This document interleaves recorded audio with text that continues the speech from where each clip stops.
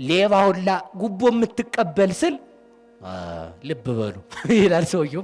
እኔ አላልኩም እኮ እኔ ገሌ አላልኩም።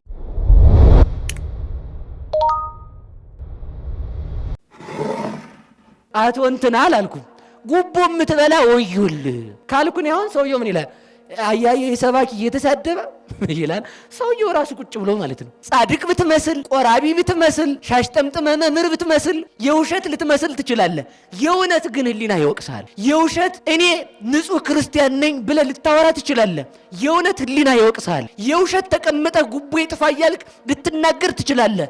የእውነት ግን ህሊና ካሜራ ፊት ስለሆን ጉዳዩን ኋላ ስለምንፈጽመው በኋላ እንገናኝ እንዲህ ብለህ 5000 ብር 50,000 ብር ይዘና ብለህ በአካውንት ያስላከው በካሽ ብር የተቀበልከው ህሊና ያንን አንስቶ ይወቅሳል። አሁን ዘመናዊ ስርቆት ነው የመጣው። አካውንት ስለሚመረመር ኋላ እንገናኝ አውጥተህ እዛ ጋር እንገናኝ እያሉ ይሰርቃሉ ማለት ነው። የተጎለተ ሰው ሰይጣን ይጠራዋል እንጂ መልአክ አይጠራው። ለዚህ ነው መናፍቃኑ ብዙ ጊዜ እኔ ቀድሞ ሲጋራ ጭስ ነበር፣ እኔ ቀድሞ ጫትቅም ነበር፣ ቀድሞ ሰፈር አውደለድል ነበር፣ ኢየሱስ መረጠኝ ይላል። ያ የመረጠህ ኢየሱስ ሐሰተኛው ኢየሱስ። ቀበሌ ላይ ሆነ ሱካር አከፋፋይ አድርገው ሰው ብድግ ቁጭ ስታረግ እየዋልክ እዚያ ላይ ብር አትርፈህ እየበላህ እግዚአብሔር አንተን ከፍ የሚያደርግ ምን ስራ አጥቷል? ደግሞ ተመልከቱ፣ ጉቦ እየበላህ ከቀበሌ ተነስተህ ወረዳ፣ ከወረዳ ተነስተህ እዛ፣ ከዛ ተነስተህ እዛ ከገባህ ጌታዬ አንተ አወዳደቅህ ሊከፋ ነው። ሰው የእግዚአብሔርን መብላት ሲጀምር፣ የገባውን ቃል ማፍረስ ሲጀምር እግዚአብሔር ሰውን ለሰው የገባውን ቃል ያፈርሰዋል።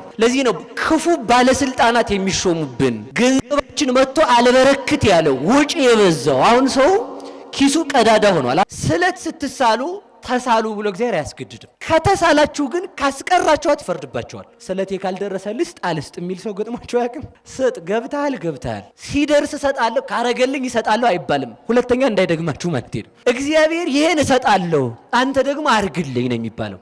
ባያደርግልንም እግዚአብሔር ምን ያለ ነገር እየፈለገ ነው? የተሻለ ነገር። አቅዶ መሳል፣ አቅዶ ሱባኤ መግባት በተለይ ሴቶቹ ላይ ያተኩራል ይሄ ነገር። አቅዶ እገሌን እንዳገባ አርሴማ ተገለጭልኝ ብሎ ሱባኤ መግባት። ካልተገለጠች በቃ አርሴማ የለችም ማለት ነው በእናንተ ቤት። ነጠላ ተክበስብሰን ለብሰን መተን እዚህ ጋር ተንጀርቀን ቆመን ሌባ ይላል ራሱ እኮ ነው የሚል እንደዚያ ማለት ነው። 3 ሰዓት እየበላ ይገርሞታል አባ ከምሽቱ 1 ሰዓት የምበላ ስትል ጭንቅላት ሌባ 3 ሰዓት አይደል የበላ ይላል ማለት እዚህ ውስጥ እኮ ነው እንደዛ የሚል ማለት ነው። ከዛ ይመጣና አባ አስራት በኩራት እንዳላስቀርም ይኸው 20,000 ብር ግን አንተ 1 ሚሊዮን ብር አግኝተህ ከሆነ ብዙ ብር ስላስቀረ ሌባ ይላል ማለት ነው። እዚህ ጋር ተመልከቱ። ከዚህ መሸሽ በፍጹም አይቻልም። ሌባ ሰውና ኃጢአተኛ ሰው አስቀድሞ የሚቆጣ ራሱ ነው። ብዙ ነው ነገር ሲለቃቀሙ እንደው ተመልከቱ። ምን ነው የልብ ቅርጽ ያላክል ተባብለው ልኩ ይጣላሉ። ጸባይ ተቀይሯል ብለው ማለት ነው። ለምን መጀመሪያ መስፈርቱን ለእግዚአብሔር ስላልሰጣችሁ ማለት ነው። ሚስት የምትሆን ሴት ምን አይነት ናት ካላችሁ መንፈሳዊ ሴት ብቻ ናት። ባቷን እየገለጠች የምትወጣው ብዙ አንተ እንዳያት ብዙ የሚያያት ሰው አለ። ክፍቱን ያደረ ገንፎ ይበላል እንዴ? ክፍቱን ያደረ የምታዩ ሆናችሁ ነው ማለት ነው። የተገለጠ ሰው አትዩ። በነገራችሁ ላይ ሴትን ጅል የሚያረጋት አንድ ጸባይ አለ። እሱ ምንድነው? እንደ ተጠየቀች እሺ ማለቷ ማለት ነው። ከዛ ርካሽ መሆኗ ዋጋዋን ዝቅ ብላ እንድትታይ ያረጋታል ማለት ነው። እባብ ከፈራችሁ መጽሐፈ ሄኖክ ምዕራፍ 6ን አንብቡት። በእባብና በጊንጥ በዘንዶ ላይ የተሾመ መልአክ ገብርኤል ነው። መረጋጋት ከፈለጋችሁ ከሐዘናችሁ ሐዘንን የሚያረጋጋ ገብርኤል ነው። እሳት ነዶባችሁ ከሆነ እሳቱ እየነደደ እሳትን ዘበኛ የሚያደርግልን መልአክ ቅዱስ ገብርኤል ነው። አንድ ድንግል የባህሪያችን መመኪያ፣ አንድ ድንግል ለእግዚአብሔር የተመረጠች፣ አንድ ድንግል ለእግዚአብሔር ወተትን ያጠባች፣ አንድ ድንግል ለእግዚአብሔር ከተማ የሆነች፣ አንድ ድንግል ለእግዚአብሔር እናቱ የሆነች፣ አንድ ድንግል ፈጣሪዋን ልጄ ብላ የጠራች፣ አንድ ድንግል እስከ ዘላለም ድረስ ተመልከቱ በንጉሱ በስተቀኝ ቆማ ግዳጅ የምትፈጽም እሷ ድንግል ማርያም ናት። እግዚአብሔርን የመገበ መልአክ አይታችኋል? እግዚአብሔርን የመገበ ነቢይ አይታችኋል? ለእግዚአብሔር ጡት ያጠባ መልአክ አይታችኋል? የለም። ድንግል ማርያም ግን ለእግዚአብሔር ጡት ያጠባች እናቱ ናት።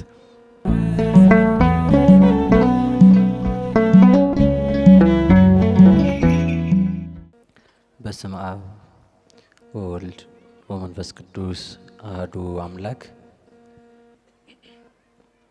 ለቀዳማዊነቱ ትናንት፣ ለዳህራዊነቱ ነገ፣ ለማዕከላዊነቱ ዛሬ የማይባልለት የአባቶቻችን አምላክ ቅዱስ እግዚአብሔር ጌትነቱን እንደ ነገስታት በጉልበት እንደ ካህናት በሀብት እንደ ጣዖታት በሐሰት ያላደረገ ዓለምን ፈጥሮ የሚገዛ የሰራዊት አምላክ ቅዱስ እግዚአብሔር አምላካችን እግዚአብሔር ወልድ ከባሕርይ አባቱ ከአብ ከባሕርይ ሕይወቱ ከመንፈስ ቅዱስ ጋር ስሙ ለዘላለም የተመሰገነ ይሁን። እግዚአብሔርን የወለደችልን የሕይወታችን መሶብ ከሞት ወደ ሕይወት ከርኩሰት ወደ ቅድስና ከጨለማ ወደ ብርሃን ከሲኦል ወደ ገነት ከአሳር ወደ ክብር የወጣንባት ሥላሴን አየንባት ዓይናችን ንጽሕተ ንጹሐን ቅድስተ ቅዱሳን ድንግል ማርያም ለስም አጠራሯ ክብርና ምስጋና ይድረሰው። እንደምን አመሻችሁ? አቤት እንደምን አመሻችሁ? እንደምን አመሻችሁ? እግዚአብሔር ይመስገን ያስባላችሁ። እግዚአብሔር ይመስገን።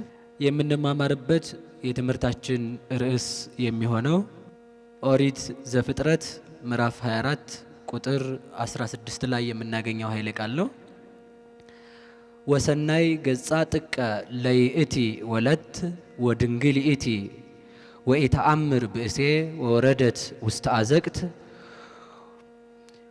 ብላቴናይቱም እጅግ መልኳ ያማረ ነበረ፣ ወንድም የማታውቅ ድንግል ነበረች፣ ወደ ምንጭ ውሃም ወረደች ይላል። ሙሉ ቃሉ ይሄ ነው። ስለ ቃሉ የእግዚአብሔር አምላካችን ስሙ የተመሰገነ ይሁን። እንግዲህ እናንተ ያሰባችሁትን ብዙ ነገር ይኖራል። በደንብ ይዘን እንድንነሳ የፈለግኩት ታሪኩን ታውቁታላችሁ። የወረደችው ወደ ውሃ መቅጃ የወረደችው ርብቃ ናት። ርብቃ ከመውረዷ በፊት የአብርሃም ሎሌ መልእክተኛው ለይስሐቅ ሚስት ሊያጭ ከከነአን ተነስቶ ወደ ሶርያ ሄዷል። ካዋልደ ከነአን ለልጄ ሚስት እንዳታጭ ብሎት አብርሃም ይስሐቅን ቃል አስገብቶት ስለነበረ ለአብርሃም ልጅ ለይስሐቅ ሚስት ሊያጭ በሄደበት ጊዜ በግመል ጭኖ ወርቅ ይዞ ከሄደ በኋላ ከውሃ ወንዝ አጠገብ ደረሰ። ከወንዙ አጠገብ ከደረሰ በኋላ ሁላችንም እንደምናውቀው ግመሎቹን ከወንዙ ዳር መስጎ ሰብስቦ ከጥላው አረፍ ብሎ ለጌታዬ ለአብርሃም ልጅ ለይስሐቅ ሚስት የምትሆን መልከ መልካም ድንግል የሆነች ሴት ባገኘሁ እግዚአብሔርም ጎዳናዬን ባቀናልኝ እያለ ይሄን ሲያስብ ርብቃ ማድጋዋን ይዛ ውሃ ልትቀዳ መጣች። ከዚያም በኋላ ታጭታ ለማን ሚስት ሆነች? ንገሩኝ እንጂ። ለይስሐቅ ሚስት ሆነች። ባጭሩ ይሄ ነው ታሪኩ። ዝም ብሎ አጠር አድርጌ ስነግራችሁ ማለት ነው። እንግዲህ ወደ የት ነው የምንሄደው ማለት ነው? ርብቃ ማናት? ውሃ ምንድነው? የአብርሃም መልእክተኛ ምንድነው? ይስሐቅ ምንድነው የሚለውን ይሄን ብቻ አይተን ነው ትምህርት የምንጨርሰው። እየሰማችሁ ነው? አብርሃም የእግዚአብሔር አብ ምሳሌ ነው። ይስሐቅ የእግዚአብሔር ወልድ ምሳሌ ነው። አብርሃም ሎሌውን አገሬ ሰዎች ነው እንጂ ከከናን ሰዎች ነው እንጂ ከሶርያ ሰዎች አጭተህ እንዳታጋባው ተጠንቀቅ፣ ማልልኝ ብሎ ቃል ያስገባዋል። አንድ ነገር እዚህ ላይ ማንሳት ያስፈልጋል። የአብርሃም መልእክተኛ የይስሐቅ የልጁ ሎሌ ቃል ሲገባ ሲምል ጠንቅቆ ይምላል። ቃል የሚለወጥ የሚፈርስ አይደለምና ይስሐቅም ማነው አብርሃምም ቃል ሲያስገባው ሎሌውን ምን ብሎ መሰላችሁ ያስገባው? ና ጉልበቴን ምታ እጀን ጽፋ ብሎታል። ጉልበቴን ምታ ማለቱ የወለድኳቸው ቃሌን ባጥፍ አይባረክ በል ሲለው ነው። ቃል የሚገባ ሰው ጠንቅቆ ቃል መግባት አለበት። በነገራችሁ ላይ አንድ ነገር ልንገራችሁ። እግዚአብሔር ተሳሉ ስለት አምጡ ብሎ አያስገድድም። እየሰማችሁ ነው? እኔ አንድ ነገር ትዝ አለኝ ይሄን ሳነሳው ማለት ነው። በነገራችሁ ላይ የእግዚአብሔርን የሚበላ ሰው የሱን የሚበላ ነው የሚጣልበት። ይሄን ታውቃላችሁ አይደል? እስኪ በሉላችሁ የእግዚአብሔርን የሚበላ በሉ። የሱን የሚበላ ማን ይጥልበታል? ይሄው እርግጠኛ ሆኜ የምነግራችሁ ከተሰጣችሁ ላይ ቀዳማይ አስራት በኩራት ለእግዚአብሔር አምጥታችሁ የማትሰጡ ከሆነ እርግጠኛ ሆኜ የምነግራችሁ ከእግዚአብሔር በላይ የሚያስከፍል ሌላ ገዥ ይመጣባቸዋል። ማስረጃ አምጣ ልትሉኝ ነው አይደል? ከአስራ አንዴ ማን ነው በሉ ሁላችሁም ንገሩኝ እንጂ ራይድ ስንት ነው የምትቆርጠው? የራይድ ሹፌር ያውቀዋል። ስንት ነው የምትቆርጠው?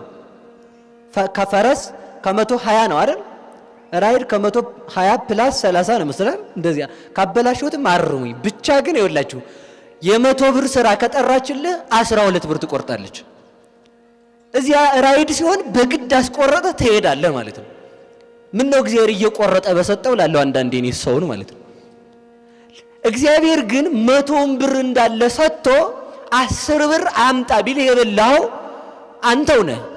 ያንን በመብላትህ ምክንያት አስራት በኩራት አስቀድመ አውጥተህ ትሰጣለህ ማለት ነው። ግብር አስቀድመ የምትከፍለው ለዚህ እኮ ነው።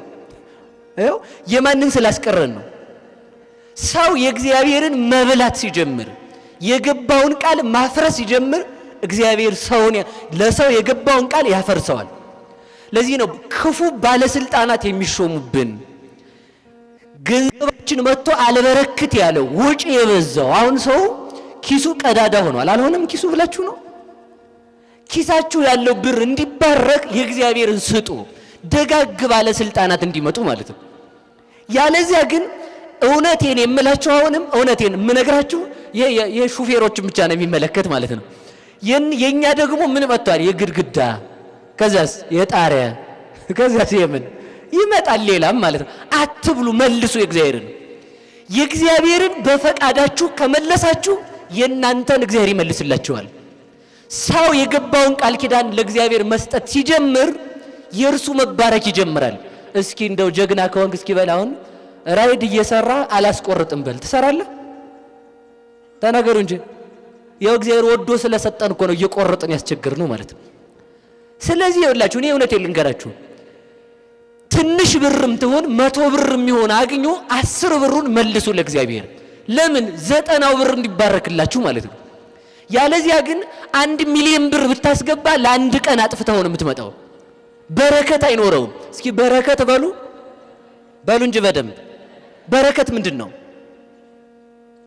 እላችሁ ቅዱስ ገብርኤል አንዱ በረከት መንፈሳዊ እንደሚሰጠን ሲሰብክልን የኖረ የበረከት ምንጭ ነው። ቅዱስ ገብርኤል የበረከት መነሻ መድረሻ ነው። ዲያብሎስ ለመላክነት ተጠርቶ በመላክነቱ አልጸናም፣ አልበረከተም። መላእክት በመላእክትነታቸው ጸንተው እንዲኖሩ ብርሃን ለብሰው እንዲኖሩ የመጀመሪያውን ድርሻ የተወጣው ቅዱስ ገብርኤል ነበር። ለምን? ሽብር በጸና ሰዓት ማረጋጋት የገብርኤል ልማድ ስለሆነ በሌለን ነገር ላይ እንዳንጠፋ የሚጠብቀን ቅዱስ ገብርኤል ነው። ስለዚህ ልብ በሉ፣ በረከት ማለት መበርከት ነው እንጂ ብዙ ማስገባት አይደለም። እስኪ በረከት በሉ። በረከት የሚባል ሰውዬ እንዳይመስላችሁ። በረከት ማለት ምንድን ነው? ደሞዛችሁ 20 ሺህ ብር መሆን ነው። ለቀን 50 ሺህ ብር ማግኘት ነው አይደል? እንደዛ ነው አይደል?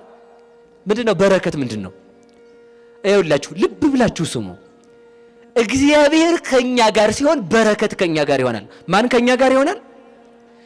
በዚያ በረሃቡ ዘመን ኤልያስ ከመበለቲቱ ቤት በገባ ጊዜ ረሃብ በሆነበት ዘመን ከማሰሮዋ ዘይት ከዱቄት ማድጋዋ ምን አልጎደለም? ዱቄት አልጎደለም። ነበራት እንዴ? ነበራት ወይ? ማን አበረከተው? ይህ የድርቅ ዘመን እስከሚያልፍ ድረስ እመኝኝ ከቤትሽ ከማሰሮሽ ከውሃሽ ከማሰሮሽ ውሃ ከዘይት ቃሽ ዘይት ከዱቄት ማድጋሽም ዱቄት አይጎድልም ብሏል እግዚአብሔር አለ። በረከት የሚኖረው ማን ከኛ ጋር ሲሆን ነው? በሉ ንገሩኛ ሁላችሁም። እግዚአብሔር ከኛ ጋር ከሆነ በረከት ይኖራል። ዛሬ 20 ሺህ ብር 50 ሺህ ብር 100 ሺህ ብር ደሞዝ ልትበላ ትችላለህ። ግን ቤት እስከምትደርስ ድረስ 25 ሺህ ብር አጥፍተህ ነው የምትገባው። ለምን? በረከት የለውም።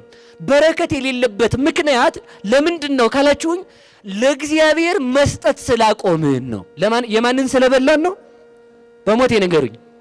የማንን ስለበላን? የእግዚአብሔርን የበላ የራሱ አይጠቅመውም። አስኮላው ተማሪ እንዲህ ያደርጋል። ሁሉም ሰው ማለት ነው። እሺ እናንተም ብቻ አይደለም። ሁሉም ሰው መጀመሪያ ላይ አሁን ይኸውላችሁ ቀዳማይ የማን ነው? በሉ እግዚአብሔር በሉ እንጂ ስራ እንደገባችሁ መጀመሪያ የወጣው ደሞዝ የእግዚአብሔር ነው። የማን ነው? እሱ የእግዚአብሔር ነው። ለምን እንደዚህ አረገ ካላችሁ ተመልከቱ። በዚያ ደሞዝ ሄደህ አንተ የፈለከውን ነገር ግዛ፣ አይበረክትልህም።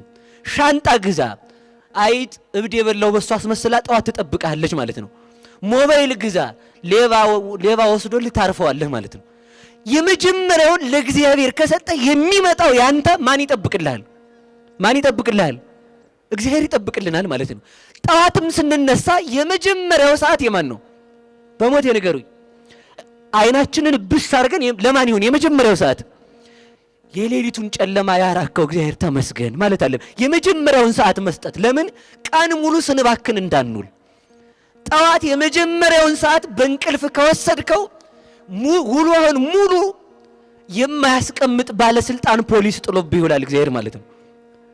ስለዚህ ውሎህን ሙሉ በስቃይ እንዳትውል ጠዋት ከመኝታ እንደተነሳ ተመስገን እግዚአብሔር በል። ለምን? የእግዚአብሔርን ሰዓት ለእግዚአብሔር ከሰጠው ያንተን ሰዓት ማን ይጠብቅልሃል? በሞት የነገሩኝ። ስለዚህ የማንን ሰዓት እንጠብቅ?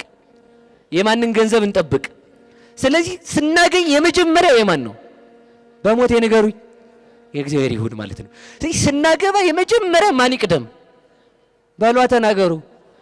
ኋላም የኔ ነሽ አሁንም ችግር የለው የሚል ድስኩር የለም። እሺ በቃ ስታገባ የመጀመሪያ ለማን ይሁን? በሉ ተናገሩ። መቁረብ፣ ከዛ 40 ቀን መጾም ማለት ነው። ዝም ብሎ ተጋብቶ መሄድ የለም። ለዚያ ነው ይላችሁ ሰው ሲያገባ መጀመሪያ ትዳሩን ለእግዚአብሔር አይሰጥም። ለማን አይሰጥም? በሏ ተናገሩ። ስትተጫጩ የመጀመሪያ የእናንተ መስፈርት ነው የሚቀደም የእግዚአብሔር መስፈርት። ብጠይቅ ጉድ ይፈላል ማለት ነው። አሁን ያልተጫጨ ትንሽ ሰው ነው የሚኖረው ብዬ አስባለሁ። እንግዲህ ሳስብ ነው እንደዛ ያልኩት፣ ይቅር በሉኝ። እሺ ግን 24 ሰዓት እንኳን በሰላም አይውሉም። ብዙ ነው ነገር ሲለቃቀሙ እንዲሁ እኮ ምን ሆነ ነው ያልደወልክ በማለት ብቻ ይጣላሉ። አይደለም ይጣላሱ ምን ሆነ ነው እንዴ? እንደው ተመልከቱ፣ ምን ሆነ ነው የልብ ቅርጽ ያላክልኝ ተባብለው ልኩ ይጣላሉ። ጸባይ ተቀይሯል ብለው ማለት ነው። እንደዚያ ነው የምትጣሉት ማለት ለምን? መጀመሪያ መስፈርቱን ለእግዚአብሔር ስላልሰጣችሁ ማለት ነው። አይውላችሁ አንድ ነገር ልንገራችሁ። ትዳር ውስጥ ለመኖር የሚፈልግ ሰው መጀመሪያ 3 ነገር ያስፈልገዋል። የመጀመሪያ ቻይ መሆን፣ ቅድሚያ መስጠት ማለት ነው። አገባገባ ስላለ ማግባት ነው ብዬ እኮ ነው። ስለዚህ ቅድሚያ ለእግዚአብሔር መስጠት ማለት ተመልከቱ። እየሰማችሁ ነው? ትሰማላችሁ ብዬ አስባለሁ አይደል? በደንብ ነው የምትሰሙት። ቆይ እናንተ እንዳሰሙሽ አሁን እናንተ ብቻ ስሙኝ ማለት ነው። የመጀመሪያ ሲሰጥ ይኸውላችሁ ባል ሚስት ሲታጭ ማለት ነው ምን መሰላችሁ? የመጀመሪያ መስፈርት ቤተክርስቲያን የምታዘው የመጀመሪያው መስፈርት ሃይማኖት አላት ወይ? ሰምታችኋል? ምን አላት? ምን አላት ይጠየቃል። አሁን ችግር የለውም ማተብ ካሰረች። ሁለተኛ ክርስቲያናዊ ህይወት አላት ወይ? ምናዊ ህይወት? ክርስቲያናዊ ህይወት አላት ወይ ካለ ከዛ በኋላ ስትገባ ምንድነው መስፈርት አድርገህ የገባው? በሉ ንገሩኝ እንጂ ከእግዚአብሔር ቤት እንዳትለይህ የእግዚአብሔር ናት። ክርስቲያናዊ ህይወት ካላት አንተን የምታከብር ትሆናለች። እርግጠኛ ሆኜ የምነግራችሁ ሚስት የምትሆን ሴት ምን አይነት ናት ካላችሁ መንፈሳዊ ሴት ብቻ ናት። ይቺ እዛ አካባቢ ጸጉሯ ጠራ ያለው እናንተን አይደለም። እሺ አላየሁትም፣ ተሸፍኗል ብዬ ነው። ችግር የለም አንጣላም። አሁን ያ ጸጉሯ ጠራ ያለው እዛው አሳጥራ የምታስቀረው ማለት ነው። ይሄ ዝም ብሎ እዛ ጋር የሚታይ መልክ አይኗ ኩልል ያለው ሌላ፣ ከዛ በስተጀርባ ሌላ ነው። እሺ ይሄ ባቷን እየገለጠች የምትወጣው ብዙ አንተ እንዳያት ብዙ የሚያያት ሰው አለ። በነገራችሁ ላይ ሰው ጀሎ እኮ ነው እንጂ አሁን ክፍቱን ያደረ ገንፎ ይበላል እንዴ? ክፍቱን ያደረ የምታዩ ሆናችሁ ነው ማለት ነው። የተገለጠ ሰው አትዩ፣ የተከደነ ነው ማየት። እውነቴን ነው እንዴ? እናንተም አትገላለጡ እንዴ? እኔ ሌላ አላልኩም፣ ማደራችሁን እሺ ዝም በሉ። እኔ ያልኩት ያቺን አንተ እዚያ ጋር ኧረ በስመ አብ አየኸው መልኳ ያልካት ሌላ ደግሞ አየኸው የሚላት አለ ማለት ነው። ስለዚህ አንተ ስታያት ምን ለማለት ፈልገህ ነው የሚሉት እኮ ተመልከቱ። ወደው እንዳይመስላችሁ አጅሪት የሚላት ብዙ ሰው ስላለ ማለት ነው። ስለዚህ በዚያ መካከል በዚያ በሚያበራ በውብ አይን መካከል በዛ በውብ ፊት መካከል በአማረ ጸጉር መካከል የማያምር ክፉ ማንነት አለ፣ ጸባይ ማለት ነው። ነገረ መልቀም። ይህንን መስፈርት ማድረግ ያለብን ምንድን ነው ካል እኔ በነገራችሁ ላይ መልከኞቹን እየተሳደብኩ አይደለም። እሺ በዚያውም ላይ እንዳትቀየሙኝ ማለት የፈለኩትን ተረድታችኋል ብዬ ነው። ስለዚህ እንደዚያ ብለህ ከገባ መልኳ ይኸውላችሁ፣ እየሰማችሁ ነው? መልክ ይሰለቻል አይሰለችም? ንገሩኝ እንጂ አይሰለችም? ይሰለቻል? እርግጠኛ ሆኜ ልንገራችሁ በነገራችሁ ላይ ሴትን ጅል የሚያረጋት አንድ ጸባይ አለ። እሱ ምንድነው? እንደ ተጠየቀች እሺ ማለቷ ማለት ነው። ከዛ ርካሽ መሆኗ አይ ማለቴ ዋጋዋን ዝቅ ብላ እንድትታይ ያረጋታል ማለት ነው። ከዛ ዝቅ አድርጋ እነሱም እኮ ይላችሁ ላስብበት የሚሉት አንተ በደንብ እንድትለፋ ፈልገው ነው ላስብበት ይላሉ ማለት ነው። ሁሉንም ላስብበት ይላሉ፣ ሁሉም ይሰግዳል ማለት ነው። ላስብበት ሳይሆን ተመልከቱ፣ ምንድነው መባል ያለበት? መወሰን። አለኝ አለኝ፣ የለኝም የለኝም፣ አልፈልግም አልፈልግም። ይሄ መልስ ነው አይደል? ስለዚህ ተመልከቱ፣ ልብ በሉና ስሙ። ልነግራችሁ ያልኩት ሌላ ነው። ያ የሚታያ መልክ ባገባሃት እለት ማታውኑ ያስጠላል። እርግጠኛ ሆኜ የምነግርህ ማለት ነው። ያስጠላል ማለት ይተጠላታል፣ ውጭ ትላታለህ ማለት አይደለም። ያን መልክ ተለምደውና ሌላ መልክ ትፈልጋለህ። የለመዳችሁት መልክ የለም? የተለመደ መልክ የለም? እሺ እናንተ ዝም በሉ።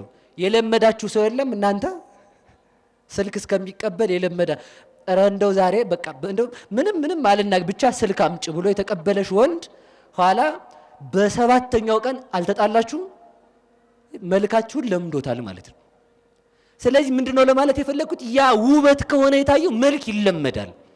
መልክ ሲለመድ ፍቅር ሊያልቅ ነው ማለት ነው። ዝናም ከሆነ ዝናም ይለመዳል። መልክ መለመዱም ባይሆን ይረግፋል፣ በበሽታ ይበላሻል። ያም ባይሆን በእርጅና ይበላሻል። ስለዚህ ሰው መስፈርት አድርጎ መግባት ያለበት ምንድነው? ማንነት። እስኪ ማንነት በሉ ንገሩኝ። ከዚያ ከሚያምር መልክ በስተጀርባ ምን አይነት ማንነት አለ ነው ጥያቄው።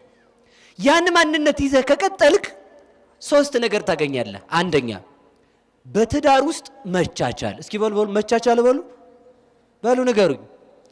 መቻቻል ማለት ይኸውላችሁ የተረገጡ መቻል አይደለም። ያ ነገር ያ ሰው ደግ ነገር መስሎት እንጂ ከክፋት እንዳላደረገው መረዳት። ሁለተኛ ዝም ማለት፣ ዝም ነገር ሲበዛ ማለት ነው። ሶስተኛው ምንድነው? ማሳለፍ፣ እንዳልሰሙ መሆን። ያለዛ እሷም አንድ ስመልስ አንተም አንድ ከመለስክ ቀንዳችሁን ተባብላችሁ ማለቁ ነው ማለት ነው። ገብቷችኋል አይደል? ስለዚህ አስቀድመን ለማን እንስጥ? በሉ ለእግዚአብሔር በሉ እስኪ። ስለዚህ ስናገባ ማን ይቅደም? መስፈርት መሆን ያለበት በቤተ ክርስቲያን ያገባል ወይ? በስርዓተ ቤተ ክርስቲያን ትሄዳለች ወይ? ያ ከሆነ እግዚአብሔር ከቀደመ ትዳር ይባረካል። አንዳንድ ሰው መጀመሪያ በሜዳ ያገባና ሲጣላ መጥቶ ቤተ ክርስቲያን ያለቅሳል። ያልነገርከውን እኮ ነው። አሁን ምን አድርገኝ ነው የምትለው እግዚአብሔርን? እንደው ከሱ ጋር ያገናኘ ቀን ምን አለ ሞቼ ቢሆን ትላለች መጣ ቤተ ክርስቲያን ማለት ነው። እንደዚህ አያዋጣም። መጀመሪያ እግዚአብሔርን ቅደም መቻልሹ። መስፈርቱ ይሄ ነው። በዚህ ትዳር መሰረት ሂዱ ብሎ ያስቀመጠውን ሕግ አፍርሶ የሄደ ሰው መጥቶ ማልቀስ አይችልም። አሁንም ቢሆን ሕግ አፍርሰን የተዋወቅን ሰዎች ካለን ለቤተ ክርስቲያን እንድናሳውቅ አምላከ ቅዱሳን ይርዳን። ይሄን ካልኳቸው ወደ ነገር ልመልሳችሁ። የመጀመሪያውን ለማን መስጠት? በሉ ንገሩ ሁላችሁም። የመጀመሪያውን ለማን? ሁሉንም ለእግዚአብሔር። ክብርም ቢሆን ለእግዚአብሔር መሰጠት ነው ያለበት። ዝናም ቢሆን ለእግዚአብሔር መሰጠት ነው ያለበት። የመጀመሪያውን ለእግዚአብሔር ከሰጠን የኛን ማን ይባርካል? የኛን ማን ይባርካል? እየቆረጠ ይስጠን እንስጠው ወይስ? የአንድ የሰባኪ ቀልድ አለ ልንገራቸው። የሰባኪ ቀልድ ነው የሚባለው። አንድ ሰው ምን አደረገ መሰላችሁ? ውሃ ይገባል። ውሃ ሲገባ እንጨት ይይዛል። ውሃ ውስጥ ጎርፉ እያንጓለለው ሲሄድ ማለት ነው። ከዛ ያን እንጨት ይዞ ጌታ ሆይ አድነኝ አድነኝ አድነኝ ሲል እንጨቱን ልቀቀው ይለዋል፣ ተገልጦ ማለት ነው። ከዛ አይ ይሄ ለቅቄማ ጭንቅ ነው ብሎ እንጨቱን ይዞ ትንሽ እንደሄደ እንጨቱ ደግሞ ያመልጠዋል። ከዛ ወደ ዳር ይደርስና ሳር ይይዛል ወንዙ ዳር ላይ። ከዛ ያን ሳር ይዞ ሊወጣ ሲጎትት ሳሩ ንቅል ሲል እባክህ አድነኝ ጌታ ሆይ ይለዋል። ሳሩን ልቀቀውና ላድንህ አለው። ምኑን ልቀቀውና? ከዛ ምን ቢል ጥሩ ነው? እናንተ ብትሆኑ ምን ትላላችሁ? አይ ብዬ ዳር ደርሼ ሳሩንም አልለቀውም ብሎ ሳሩን ይዤ እወጣለሁ ሲል ተነቅሎ ይዞት ሄደ ማለት ነው። ሰው አሁን እንደዛ ነው እያደረገ ያለው። 10 ብር ካገኘ እንዴት 1 ብር እሰጣለሁ ያስኳትን ማለቱ ነው ማለት ነው። እንደዛ አይባልም። እንዲበረክትልን ከፈለግን ከቻል ሁሉን እንስጠው ለእግዚአብሔር፣ ከኛም ቀንሰን ማለት ነው። ምክንያቱም ባይሰጠንም እንኳን ያ እንዲበቃን ማድረግ ማን ይቻለዋል? ማን ይቻለዋል? እግዚአብሔር ባለን ነገር ሳይሆን የሚያኖረን በሌለንም ነው። እስኪ በሉላችሁ በሌለን በሉ ያኖረናል። ምን በሌለን ነው የሚያኖረን? ምንም ሳይኖረን እግዚአብሔር ያኖረናል። በእናታችን ማህፀን ምግብ አዘጋጅተን አይደለም፣ ልብስ ተሰጥቶን አይደለም፣ ሌላም ነገር ኖሮን አይደለም። ሁሉን ችሎ ያኖረን እግዚአብሔር ነው። ቅዱሳንን ከበቁ በኋላ ያለ ምግብ የሚያኖራቸው በሌለ የሚያኖራቸው እግዚአብሔር ነው። መላእክትን ምግብ ሳይኖሩ በምስጋና ብቻ ጸንተው እንዲኖሩ የሚያደርጋቸው እግዚአብሔር ነው። ባለማ አንተም ትኖራለህ፣ ባለህማ አንተም ትሰጣለህ። እግዚአብሔር ግን በሌለ ነገር ያኖረኛል ብለን ማመን ማለት ነው። እስኪ በሉ በሌለ በሉ ያኖረናል። እኛን የሌለነውን አይደል ያኖረን? ነበራችሁ እንዴ እናንተ? አልነበር? የሌለነውን ምን አለን? አመጣን። የሌለነውን ካመጣን ያለነውን ማብላት ይሳነዋል እግዚአብሔር? ሁላችንንም እንዲያኖረን እግዚአብሔር መልካም ፈቃዱ ይሁንልን። ከዚህ በኋላ እግዚአብሔርን ትሰጣላችሁ አይደል ብዬ ላስብ አይደል? እሺ እንግዲህ ከሰጣችሁ ስጡ፣ ካልሰጣችሁ እንደፈለጋችሁ። እኔ መናገር ያለብኝን ነግራችኋለሁ ማለት ነው። ስለዚህ ተመልከቱ፣ ቃል ገባ። ማን? የአብርሃም መልእክተኛ ጠንቅቆ ይምላል። ልብ ብላችሁ ስሙ። እየሰማችሁ ነው? ስለት ስትሳሉ ተሳሉ ብሎ እግዚአብሔር አያስገድድም። ከተሳላችሁ ግን ካስቀራችኋት ይፈርድባችኋል። ለምን መሰላችሁ? እሰጥሃለሁ ካላችሁት እግዚአብሔር ቃሉ ይታጠፋል አይታጠፍም? አይታጠፍም። ቃሉ ካልታጠፈ ደግሞ እኛ ደግሞ ቃላችንን ካጠፍን ያችን ቃላችንን ይፈልጋታል። ለዚህ ነው መክብብ ምን ይላል? አንተ ሰው ወሰወታው ውስተ ቤተ ክርስቲያን ኢትጎጉ በአፉከ፣ አንተ ሰው ወደ ቤተ ክርስቲያን በምትሄድበት ጊዜ በእግርህ አትቸኩል፣ ባፍህም አታንጎራጉር። ማለት ምንድን ነው? እግረ ልቡናህን አንስተህ ለእግዚአብሔር የሌለህን እሰጣለሁ ብለህ ቃል አትግባ። ከገባህ ግን የገባኸውን ቃል ማን ይፈልገዋል? ማን ይፈልገዋል? እግዚአብሔር ይፈልገዋል። ያንን ቃላችንን እግዚአብሔር ይፈልገዋል። ለምንድን ነው የሚፈልገው ካላችሁኝ፣ አሁን ደግሞ አንድ ሰው የሚል ነገር አለ። አንዳንድ ሰው እሺ ልተው ይሄን ስለቴ ካልደረሰ ልስጥ አልስጥ የሚል ሰው ገጥሟቸው ያቅም? ስጥ፣ ገብተሃል፣ እየሰማችሁ ነው? ሲደርስ እሰጣለሁ፣ ካረገልኝ እሰጣለሁ አይባልም። ሁለተኛ እንዳይደግማችሁ ማለት ነው። እንደዚያ ከሆነ በብሩ ማንን እየገዛችሁት ነው? ንገሩኝ እንጂ። እግዚአብሔር ይሄን እሰጣለሁ አንተ ደግሞ አርግልኝ ነው የሚባለው። ባያደርግልንም እግዚአብሔር ምን ያለ ነገር እየፈለገ ነው? የተሻለ ነገር። በሉላችሁ ምን ያለ ነገር እየፈለገ ነው? አቅዶ መሳል፣ አቅዶ ሱባኤ መግባት። በተለይ ሴቶቹ ላይ ያተኩራል ይህ ነገር። አቅዶ እገሌን እንዳገባ አርሴማ ተገለጭልኝ ብሎ ሱባኤ መግባት። ካልተገለጠች በቃ አርሴማ የለችም ማለት ነው በእናንተ ቤት። እንደዚህ አቅዶ መግባት ማኒ መሆን ነው። ማኒ ምንድነው ያደረገ መሰላችሁ? አህያው ሲጠፋው ሱባኤ ገባ። ለአህያው ማለት ነው። አንድ አህያ ነው ያለው፣ ለአህያው ሱባኤ ገባ። ሱባኤ የገባው ምን ብሎ ነው? አህዬ ከተገኘ እግዚአብሔር አለ፣ ካልተገኘ የለም ብሎ ማለት ነው። ከተገኘ ማን አለ? ንገሩኝ እንጂ። ካልተገኘ ማን የለም? እግዚአብሔር ምን አደረገ መሰላችሁ? አህያው ጓሮ ነበር፣ እልም ብሎ ርቆ እንዲሄድ አደረገው ይላሉ ተርጓማያን። ለምን እንደዛ አረገ ቢባል እግዚአብሔር ደራ አይወድም። ማን እግዚአብሔር አለ ቢልም የለም ቢልም ለእግዚአብሔር መጨመር ይችላል? ክብር ይችላል? አይችልም? እኛ ብሩን ሰጠነው አልሰጠነው እግዚአብሔር ይቸግረዋል? የገባነውን ማምጣት የሚባለው ለዛ አቅደን አንግባ። ስለት ተስያለሁ መድኃኔዓለም ይርዳህ በሉኝ፣ ስለቴን አላስቀርም ነው የሚባለው። ካልደረሰ ማስቀረት አይቻልም። ምክንያቱም ያ ነገር እሳት ስለሆነ ቢሰጠን ስለማይጠቅመን እግዚአብሔር አርቆታል። ሌላው ደግሞ ምንድነው? ወይንም ተመልከቱ፣ እግዚአብሔር አዘግይቶ ሲሰጠን ብዙ ነገር አብዝቶ ስለሚሰጠን አዘግይቶታል። ስለዚህ ምን ማለት መስጠት ይጠበቃል። ከዛ በኋላ እግዚአብሔር ምን አደረገ? አህያውን አጠፋው፣ እንዲርቅ አደረገው፣ ዝም አለው። ከዛ ዝም ሲል እግዚአብሔር አህያው ራቅ። እግዚአብሔር አህያ ጠባቂ አይደለም። እሺ አንዳንድ የምትሰሙ ሰዎች እግዚአብሔር አህያ ጠባቂ ነው አይባልም። እግዚአብሔር ሁሉን ይጠብቃል አይጠብቅም? ይጠብቃል። ዝም አለ ነው። ከዚያ በኋላ ተመልከቱ፣ አህያው ሄድ ከራቀ በኋላ ምን አደረገ? ማለት ሱባኤውን ጨርሶ ሲወጣ አህያው የለም። በቃ ለኔ ለአንድ አህያ ያልሆነ ከኔ በላይ ባይታው የለ፣ የኔን አህያ ያላስገኘ እግዚአብሔር ምን እግዚአብሔር ነው? እግዚአብሔር የለም አለ ማለት ነው። ከዛ ማን ነው የተጎዳው? ንገሩኝ እንጂ። እግዚአብሔር የለም ቢባል አለመኖር ይችላል? ይኖራል እግዚአብሔር። እንኳን እግዚአብሔር እኔን የለህም ብትሉኝ አለሁ። በቃ እንኳን እኔን አንድን ሳር የለህም የለሽም አንቺ ሳር ብንላት እንዳትኖር ማድረግ እንችላለን? አንችልም። አለችና ማለት ነው። ስለዚህ ሁላችንም የምንገባውን ቃል አስተውለን እንድንገባ መድኃኔዓለም ይርዳን። ስለዚህ ምንድነው ቃል ከመግባት ጋር አያይዤ አንድ ነገር ነው መናገር የፈለኩት። በየቦታው ቃል መግባት በዝቷል አሁን አይደል? ንስሐ አባት የለም፣ የምትገቡት ለየብቻችሁ ነው። ቃል ኪዳን ገብርኤልን ገብርኤልን፣ ሚካኤልን ሚካኤልን፣ እዛ በሳምንቱ ወግጅ ይላል ሰውየው ማለት ነው። እንደዚህ አይነት ቃል አይፈቀድም። እንደዚያ ከፈለጋችሁ ለምንድን ነው ልነግራችሁ የፈለኩት? ቃል ከገባ አገባሻለሁ አገባለሁ ካልሽ ቃልሽን ጠብቀሽ ኑሪ ማለት ነው። ያንን ቃል ማን ይፈልገዋል? እግዚአብሔር። ለዕለቱ የተሻለች ሴት የተሻለ ባል ልታገኝ ትችያለሽ፣ የተሻለ ሚስት ልታገኝ ትችላለህ። ቃልክን አፍርሰህ የተከተለከው ሰው ቃሉን አፍርሶ አንተን ትቶ እንዲሄድ ያደርጋል እግዚአብሔር። ለምን? አንተ ቃልክን አፍርሰሃላ። ለዕለቱ ተመልከቱ። ለዕለቱ እኮ ኃጢአት ገነት መስላ ልትታይ ትችላለች አይደል እንዴ? ዋናው ሐሳብ ምንድነው ከተባለ መጨረሻ ላይ የሚመጣው ነው። ሌባ ለዕለቱ ሲሰርቅ እኮ ችግር የለበትም አይደል? ብሩን ነው የሚያስታውሰው። ፖሊስ ይዞ ሲያቀምሰው ነው ኋላ ችግር የሚመጣው ማለት ነው አይደል? አሁን ሌባው አይደበደብም መሰለኝና እሺ ተውት። እና ዋናው ሐሳብ ምንድነው? ኃጢአት መጀመሪያ ሲሰሯት ጥሩን አደስ ትላለች አይደል? ሰው አሁን ሰው ዝሙት ሲፈጽም ክብሩ ትዝ አይለውም።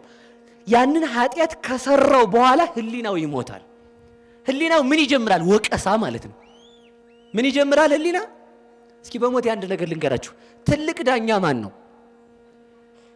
ማን ነው? ከእግዚአብሔር በታች ማን ነው? ንገሩኝ እንጂ ማን? ገብርኤል። ህሊና ይሄ ማለት ነው።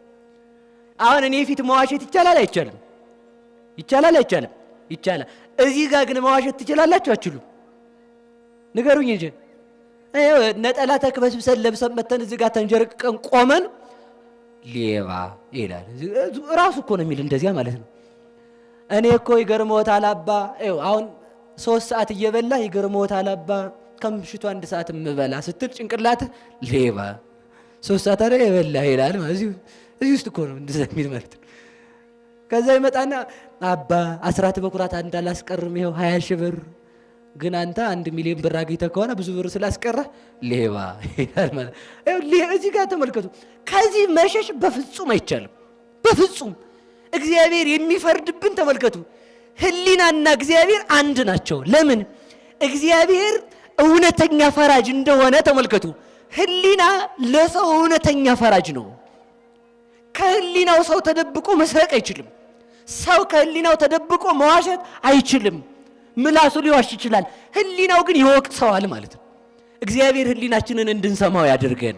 ለዚህ እኮ ነው ብዙ ሰው ተመልከቱ፣ ብዙ ሰው በጣም ተቅበዝባዥ ይሆናል። ብዙ ባለ ሀብት ወይንም ብዙ ሰው የከዳ የሰረቀ ሰው የገደለ እንደው በሞት ያፈርሰውንላችሁ።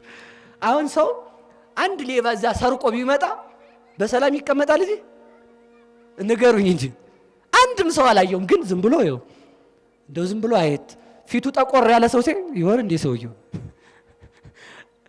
ሰው ተመልከቱ፣ ሌባ ሰውና ኃጢአተኛ ሰው አስቀድሞ የሚቆጣ ራሱ ነው። እስኪ ራሱ በሉ እንጂ ንገሩኝ። አሁን እኔ እዚህ ጋር ሆኜ ሌባ ሁላ ጉቦ የምትቀበል ስል ልብ በሉ ይላል ሰውየው።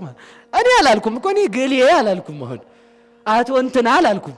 ጉቦ የምትበላ ወዩል ካልኩኝ አሁን ሰውየው ምን ይላል? አያየ ሰባኪ እየተሳደበ ይላል ሰውየው ራሱ ቁጭ ብሎ ማለት ነው። ቅድም ራሱ እናንተ እያላችሁ ነበር ወጣቱ እንዲህ ያደርጋል ቃል ገብቶ ያፈርሳል ስል አዎ እኔም አላላችሁ ብላችኋል፣ እኔም ብላችኋል ማለት ነው። ያላፈረሳችሁት ደግሞ እንደው ልተው ያሰባችሁ እኔም ብተው ብላችኋል ማለት አላላችሁም ማለት ብላችኋል። ምንም ጥያቄ የለውም። ስለዚህ ሰው ከማን መደበቅ አይችልም። በሉ ንገሩኝ እንጂ ንገሩኝ። ሰው ተመልከቱ፣ አንዲት ልጅ ነበረችና ገጠር ነው። ገጠር ድንች ይበላል። የገጠር ሰው ክረምት የሚወጣ ይወላችሁ እንጀራ ከሌለ ድንች እየተቀቀለ ይበላልና ሲርባት አንዷን ድንች ስጠብስ ሲርባት አንዷን ስጠብስ ልጅቱ እናት አባቷ ዱር እንደሄዱ ሲመጡ ድንቹ ባዶውን ሆኗል፣ ቤት ያለው ማለት ነው፣ ለራት የተቀመጠው።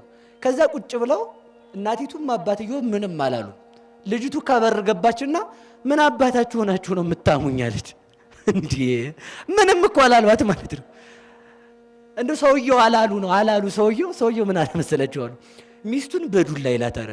በዱላ ብሎ ዝም ትለዋለች። ከዛ ዝም ስትለው አሁን እኮ ደግሞ በልብሽ እየተሳደብሽ ነው የሚሆን ብሎ ደግሞ ደገማት አሉ ማለት ነው። እና ተመልከቱ፣ አስቀድሞ ሌባ ሰው አስቀድሞ ራሱ ነው የሚቆጣው።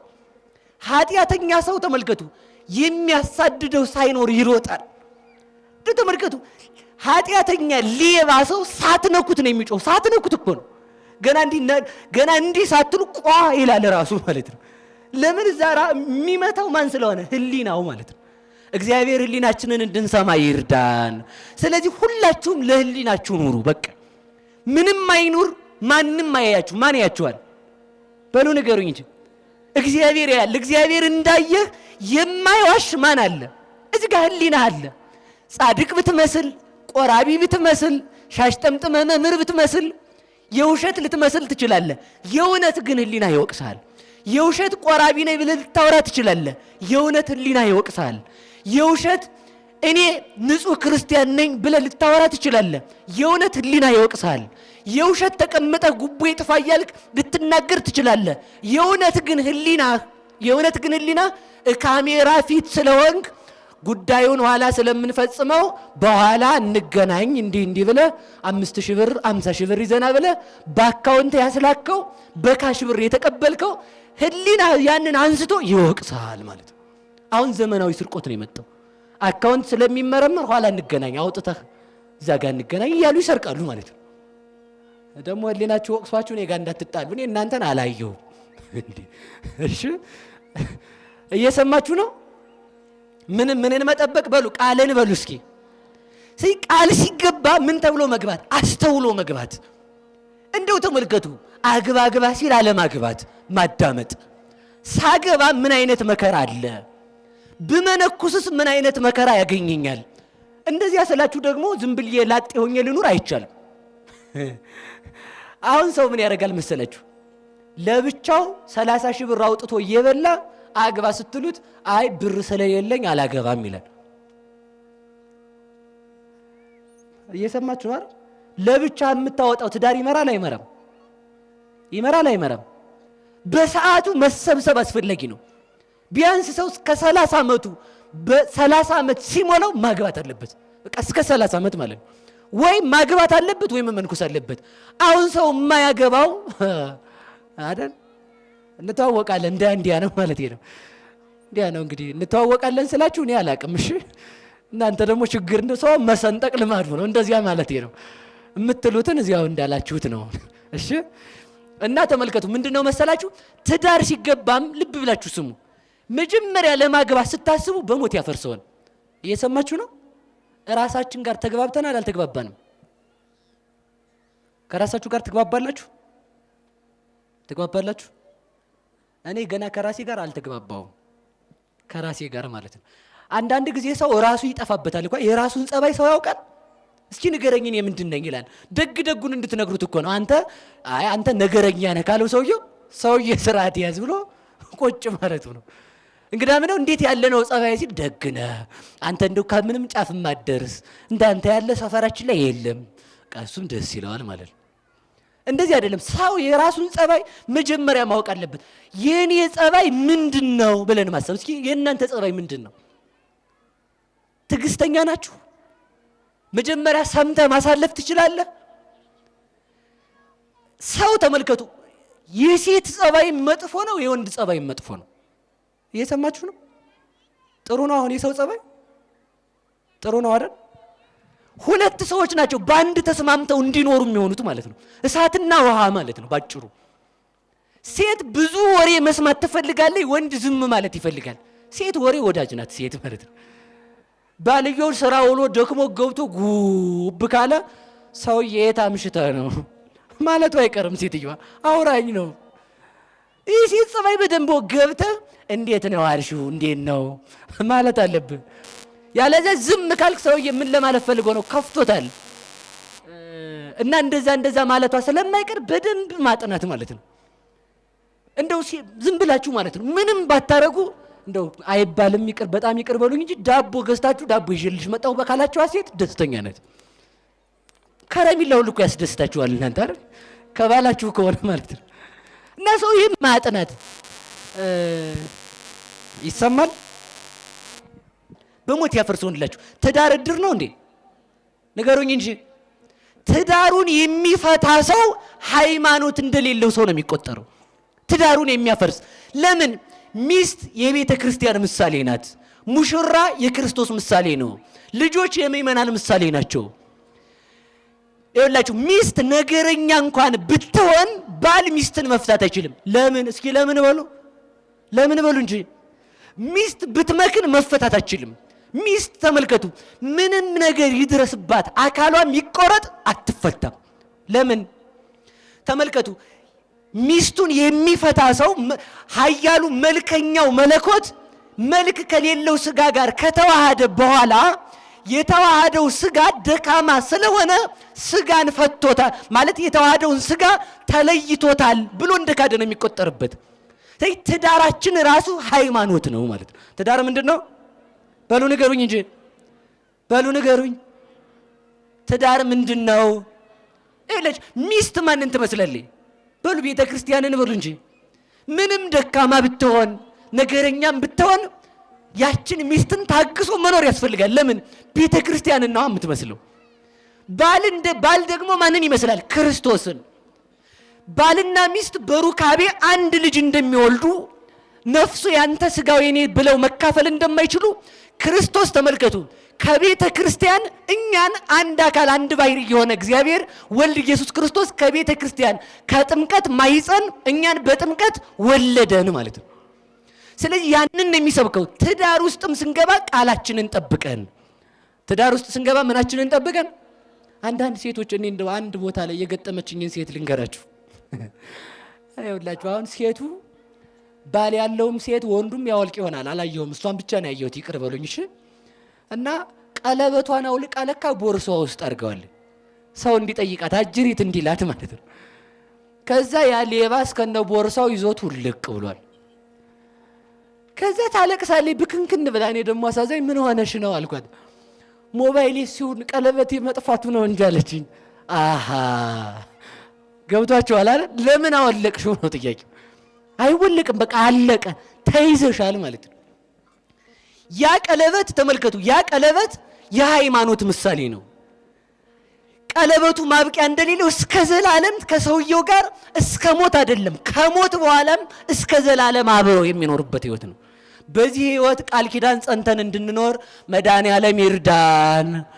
ልብ ብላችሁ ስሙ እመልሳችኋለሁ።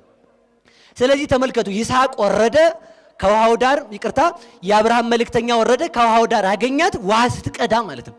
የተጎለተ ስራ ፈትሰው ለመታጨት እንኳን አይበቃም። ይህ ማለት ምን ማለት መሰላችሁ? እግዚአብሔር ሁል ጊዜም ሰውን የሚመርጠው ከስራ ነው። እስኪ በሉ ከስራ በሉ። ከየት ነው የሚመረጡት? ከስራ በሉ። ሁላችሁም በሉ ንገሩኝ። የትኛውም ስራ ላይ ይሁን እግዚአብሔር ይመርጣል። የትኛውም ስራ ሁን፣ የትኛውም ቦታ ላይ ሁን፣ ስራ ፈት አትሁን እንጂ እግዚአብሔር አንተን ለመምረጥ ዝግጁ ነው። ቤተ መንግስት ላይ ስለተቀመጥክ ብቻ አይመርጥህም። ቤተ ክርስቲያን ላይ ተቀመጠህ ካህን ብቻ ስለሆንክ አይመርጥህም። እግዚአብሔር አንተን ጫማ እየቀባህም ቢሆን ይመርጥሃል። የትኛውም ቦታ ላይ ሁን እግዚአብሔር እየሰራህ ካገኘህ ነው። ዳዊትን የመረጠው በግ እየጠበቀ ቢያገኘው ነው። ዮሴፍን የመረጠው ለንግስና ተመልከቱ ለወንድሞቹ ምሳ በታማኝነት ተሸክሞ እየሄደ ሲያገኘው ነው። እየሰማችሁ ነው። ሐዋርያትን ጴጥሮስን የመረጣቸው አሳ ሲያጠምዱ ነው። ግማሾቹን ተመልከቱ ከልብስን የጠራቸው። ማቴዎስን የጠራው ቀረጥ ሲቀበል ግብር ሲሰበስብ ነው። እግዚአብሔር የጠራቸው ሐዋርያት በሙሉ ከስራ ነው። እስኪ በሉ ከስራ ነው በሉ። ከምን የሚጠራው እግዚአብሔር? የተጎለተ ሰው ሰይጣን ይጠራዋል እንጂ መልአክ አይጠራው። ለዚህ ነው መናፍቃኑ ብዙ ጊዜ እኔ ቀድሞ ሲጋራ ጭስ ነበር፣ እኔ ቀድሞ ጫትቅም ነበር፣ ቀድሞ ሰፈር አውደለድል ነበር፣ ኢየሱስ መረጠኝ ይላሉ። ያ የመረጠህ ኢየሱስ ሐሰተኛው ኢየሱስ ነው። ትክክለኛው የድንግል ማርያም ልጅ የባሕርይ አምላክ ወልድ ኢየሱስ ክርስቶስ አይደለም። ለምን? እሱ አጠቃላይ ቅዱስ ገብርኤልን የመረጠው የጠራው ከስራ ነው። እስኪ በሉ ከስራ በሉ ንገሩኝ እንጂ ምን እያለ አግኝቶት ነው የጠራው? በደንብ አስተውላችሁ ስሙ። ድንግል ማርያምን ለማብሰር ቅዱስ ገብርኤል የበቃው አስቀድሞ መላእክትን በማረጋጋቱ ምክንያት ነው። ማንን በማረጋጋቱ? ስራ ላይ ያለ ሰው ለምን ይመረጣል? ለበለጠ ስራ። ተመልከቱ። አንተማ በሰማይ የሚኖሩ 99ኙን ነገደ መላእክት ጸጥ አድርገህ ዲያብሎስ እንዳይወስዳቸው በያለንበት እንቁም ብለህ ካጸናህ በዓለም ላይ በዲያብሎስ ነገር ልክ የሚሆኑ ክርስቲያኖችን በረድኤት የምትወልድ እናቴን ለማብሰር የበቃህ ነህ ተባለ። ተመልከቱ። ቅዱስ ገብርኤል ከመላእክት ሁሉ ይልቃል የምንለው በምክንያት ነው። ለምን? መላእክትን ሁሉ ያጸናቸው ስለሆነ። ከዚህ የተነሳ ምን አለው እግዚአብሔር? የዚያን ጊዜ መላእክትን በያለንበት እንጽና ብሎ በተናገረበት ጊዜ የሐና የኢያቄምን ልጅ ሄደህ አብስራት የሚል ጽሑፍ ክንፉ ላይ ሳለበት ይላሉ ሊቃውንቱ። ከምኑ ላይ ንገሩኝ እንጂ። ስለዚህ እንድትመረጡ ያላችሁበትን ስራ ምን በሉ ስሩ። ስራ ፈት ሰው ተመልከቱ፣ ለሰይጣን መዋያ እንጂ ለእግዚአብሔር ማደሪያ አይሆንም። ስራ ፈት እየሆን የመጣ ነው። ለምን ይመስላችኋል? ለምንድን ነው ሰይጣን ፈተና በጣም የሚያስቸግረን? ለምንድን ነው? ስራ ፈት ስለሆን በሉ። ዝም ብላችሁ እስኪ በሉ ስራ ፈት ስለሆን በሉ እንጂ። ይሄ ሰው እኮ አልሞላለትም። ሞልቶለታል። ከትምህርት ቤት ሲወጣ ቲክቶክ ሲከፍት፣ ከቲክቶክ ሲወጣ ዩቲዩብ ሲገባ፣ ከዩቲዩብ ኢንስታግራም፣ ከኢንስታግራም እንትና ሲል አይኑን እንዳፈጠጠ ይነጋለታል ማለት። ጠዋት ተነስቶ ስራ ይገባል። ስራም ላይ ቁጭ ብሎ እስክሮል በቃ ሰዓት የለም ማለት ነው። በዚያ ውስጥ ልብ ብላችሁ ስሙ። በመጨረሻው ሰዓት እኔ እንደው በጣም የሚያሳዝን ነገር ልንገራችሁ። በመጨረሻው ሰዓት ሰው ለእግዚአብሔር ሰዓት አይደለም ለራሱም ሰዓት ያጣል። ማን ነው እሱ? ዛሬ ማለት ነው። አሁን ለእግዚአብሔር ሰዓት አላችሁ? ንገሩኝ እንጂ ንገሩኝ። ሰዓት አላችሁ ለጸሎት? ለወሬስ ለቲክቶክስ ሰዓት የለም አይደል? ይኸውላችሁ እግዚአብሔር የሚፈርድብን ሰዓት አተን አይደለም ጸሎት ያስተጎል ነው። ለቲክቶክ 6 ሰዓት ሰጥተህ ለእግዚአብሔር 6 ደቂቃ አልሰጠኸውም። ለወሬ 1 ሰዓት ሰጥተህ ለእግዚአብሔር 30 ሰከንድ አልሰጠኸውም። ሰው ለማውራት ምንም እኮ አይሰለችው። ይኸው በደንብ ልብ ብላችሁ ስሙ። ከስራ ፈትነት እግዚአብሔር አይመርጥም። ስራ ያለውን ሰው እግዚአብሔር ይመርጠዋል። በግ እየጠበክ ከሆነ እስራኤልን እንድጠብቅ ያደርግሃል። ሙሴ በግ እየጠበቀ በጎቹን እየመራ ነበር የሚኖረው።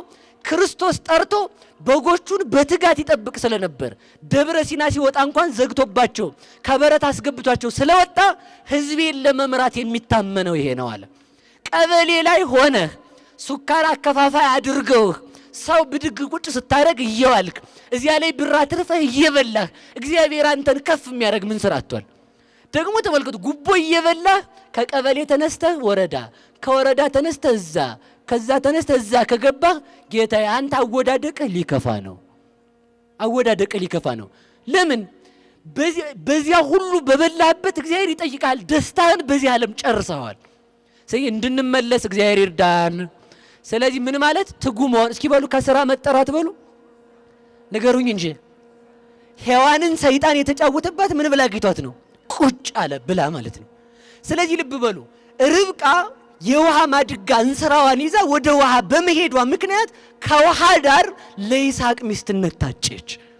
ስለዚህ ተመልከቱ፣ ስራ የሚሰራ ሰው ነው ባል የሚሆነው። ስራ የምትሰራ ሴት ናት ባል ሚስት የምትሆነው። ልብ ብላችሁ ስሙ። እየሰማችሁ ነው?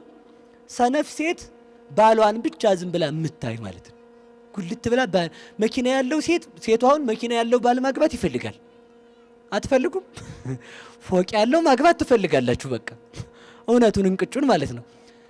እንደዚያ ሳይሆን ያለው ሳይሆን ጥሩ ነው አግቡ። እኔ እሱን አይደለም የነቀፍኩት። የሌለውን ትተሽ ያለውን ብታገቢ አገልጋይ ነው እንጂ የምትሆኚ ሚስት አትሆኚ። ግልጽ ነው ንግግሬ። እንደዚያ ደግሞ ስል ባለ ሀብቶቹ ደግሞ እንዳትቆጡሽ ያግቧችሁ እናንተ ተናግሬያለሁ ማለት ነው። እኔ ያልኩት የለውም ብሎ አማርጦ አለው ጋር መሄድ ነውር ነው። ግልጽ ነው ንግግሬ አይደል? ስለዚህ ተመልከቱ። ስለዚህ ምንድነው ቃልን አፍርሶ አለመሄድ ማለት ነው። ሴት እኮ እንደውም ተመልከቱ፣ ትጉ ሴት ለባሏ ዘውድ ናት። ትሰፋለች፣ ትፈትላለች፣ አትደክምም። እምትሰፋ እምትፈትል። ዛሬ ደግሞ ትሰራላችሁ እኮ እናውቃለን ይሄን። ዛሬ ሁሉም ሰው መንግስት ሰራተኛ ስለሆነ ከተማ ላይ ሚስቲቱን ቢሮ ትውላለች፣ እሱም ቢሮ ይውላል፣ እናውቃለን። ግን በዚያ መኩራት ሳይሆን ያ መስራትሽ ራሱ ለባልሽ ዘውድ ነው የሚሆነው ዘውድ ነው የሚሆነው እንጂ አሁን ያለው አይባልም፣ ያላትም አይባልም። እሺ እግዚአብሔር እንድንሰራ መድኃኔዓለም ይርዳን። የሰራን ማን ይመርጠዋል? በሉ ንገሩኝ። እየሰራን ማን ይባርክልናል? እየሰራን ማን ይባርክልናል? አንድ ነገር ልንገራችሁ፣ ባልተሳካልን ነገር አንጨነቅ። ባልተሳካልን ነገር እየሰራ ካልተሳካልህ እውነትም እግዚአብሔር ላንተ የተሻለ ነገር አለው። ሳትሰራ ግን ረሃብ ምንድነው ኩራት ራት ነው እያልክ ብትጋደም ግን እግዚአብሔር ይወቅሳል። ሰርተህ ካልተሳካ እግዚአብሔር እውነቱን ነው። ለምን ብዙ ሀብት ቢሰጥህ በዚያ ሀብት ትጠፋበት ነበር። መኪና ቢሰጥህ ብዙ ብር ቢሰጥህ ሰዎች አግተው ብርህን ሲወስዱ አንተን ሊገሉ ይችሉ ነበረ። በዚያ ብር እንዳጠፋበት እግዚአብሔር አልሰጠህም። ተመስገን አምላኬ። እስኪ በሉላችሁ ተመስገን በሉ፣ ሁላችሁ በሉ እንጂ ያላችሁም የሌላችሁም ተመስገን በሉ።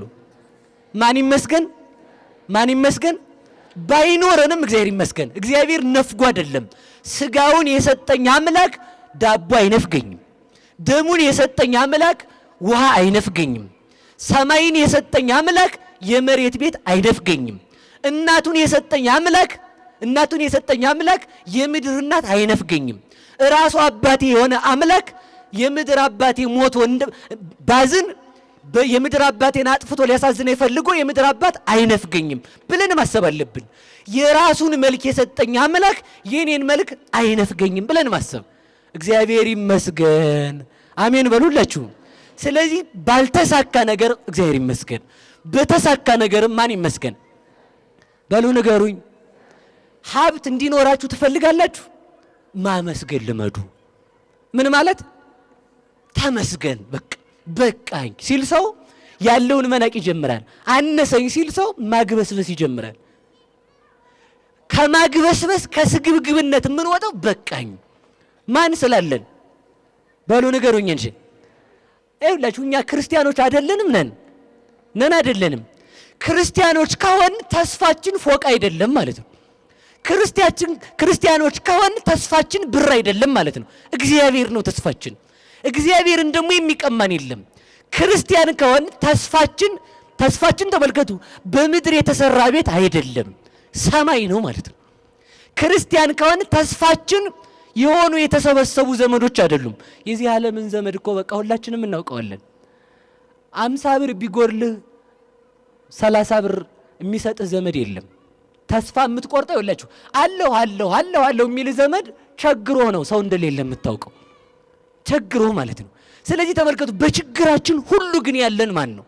እግዚአብሔር ነው ያለን። ስለዚህ እሱ ዘመዴ ነው ብለን ማረፍ። ሰዎች ሲጨክኑ እኔ እውነቴን ልንገራችሁ፣ እየሰማችሁ ነው? ደስታን የሚቀማን ሰው ነው። እስኪ በሉ ሰው ነው በሉ። ደስታን የምናገኘው ደግሞ ከማን ነው? ከእግዚአብሔር በሉ እንጂ። ሰው ደስታ የምትናደዱት ምን ሆናችሁ ነው? ሰው አይደለም የሚያናደዳችሁ? የሰው ፊት ሲጠቁር ሰው ፊቱ ይጠቁራል። እርሱ እንደው ዳያ እኔስ እንደው ታንቄ በሞትኩ ይላል ሰው ዝም ብሎ ማለት ነው። የሰው ፊት ነው የጠቆረብህ እንጂ የእግዚአብሔር ፊት እኮ አልጠቆረብህም።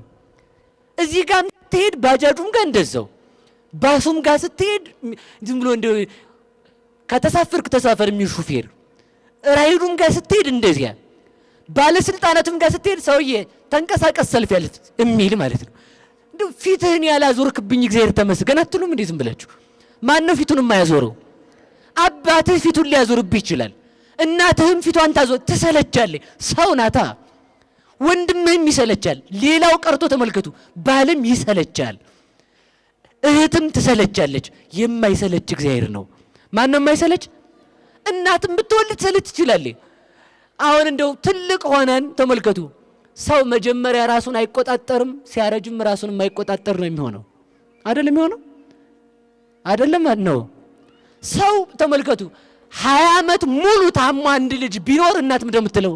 ጌታዬ አሁንስ በቃሽ በለኝ ትላለች ማለት ነው አትልም? ሁል ጊዜ ግን የማይሰለችን ማን ነው? ራሳ ተመልከቱ። ሰው የሚወድህ ራስህን ስችል ነው። ሲኖርህ ያጨበጭባል ሰው። አሃ አላህ መልከኛ ስትሆን ሰው ያጨበጭባል። ስትሾም ሰው ያጨበጭባል። ስታበለው ሰው ያጨበጭባል። እንደው እንዳንተ ያለ የለም ስትለው እኮ ተመልከቱ። እገሌል ነው የምጠራው። እናንተ ዝክር ማይበር የሚመጡት ሰዎች የሚያመሰግኗችሁ አይደል? ያኮ ነው።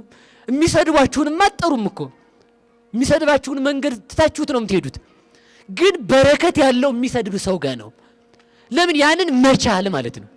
እየሰማችሁ ነው? ራሳችንን ሳንችል የነበረን ማን ነው? በሉ እግዚአብሔር በሉ እንጂ ራሳችንን ችለን ያለን ማን ነው?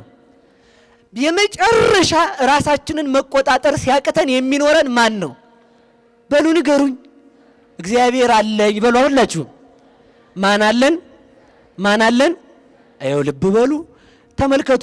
እናት ቆሻሻን ታቅፋ አጽድታ ታሳድጋለች።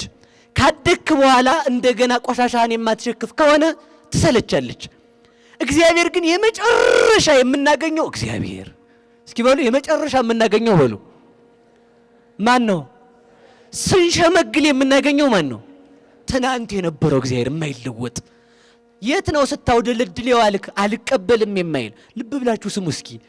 እድሜ ልኩን ሲዘርፍ የነበረ ፈያታዊ ዘየማንን የተቀበለው ማን ነው? ንገሩኝ እንጂ።